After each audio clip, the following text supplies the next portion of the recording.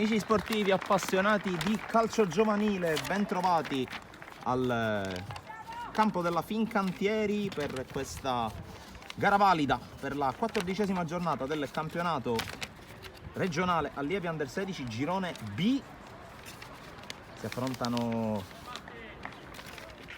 la squadra di casa, la Fincantieri, e lo Sporting Cefalù. E poi il servizio in profondità intercettato dalla difesa della Fincantieri. Altro pallone in avanti di Licciardi per il tocco e c'è la respinta da parte di Taormina e si affida a Di Maggio, che a sua volta appoggia su Taormina.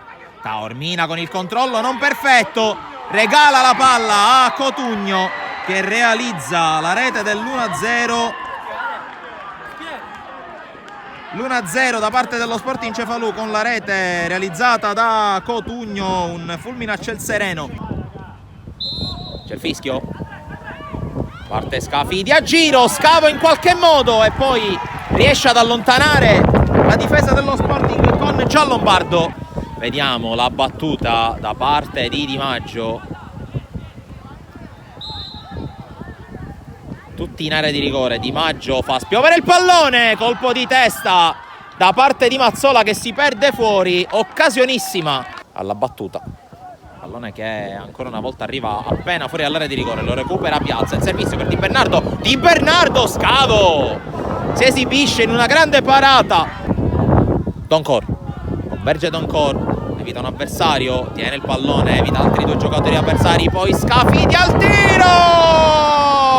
La precisione di Aymen Scafidi e il pareggio della Fincantieri, minuto 28, 1-1 con il gol del pareggio del numero 10 della squadra di casa. C'è la punizione per Kevin Di Maggio.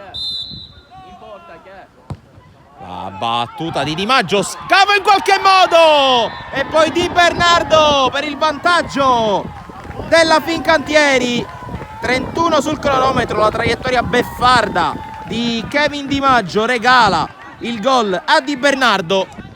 Tanto spalla alla porta Di Bernardo, il tocco per Scafidi, di tacco per Fontana, gira bene palla alla Fincantieri, Fontana sinistro, la parata di Scavo.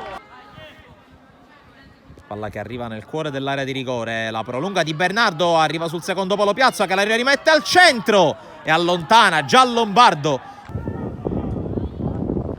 Pallone al centro, non riesce a controllare Di Bernardo che poi arriva sul pallone. Di Bernardo ancora si libera, il tiro di Di Bernardo, la parata di Scavo. Fontana dribbla secco un avversario, ancora Fontana in profondità per Di Bernardo, la posizione regolare. Di Bernardo colpisce il palo e va ad un passo dal 3-1 alla volata finale di questa partita. L'angolo per Di Maggio, colpo di testa che si perde fuori però, chiarello di testa, poi Di Bernardo in anticipo, il tocco per Fontana che dribbla, ancora Fontana per i vie centrali, Fontana, sempre lui, Fontana! Gran gol da parte di Fontana, è la rete del 3-1, è la rete che forse chiude i giochi in favore della Fincantieri con la terza rete.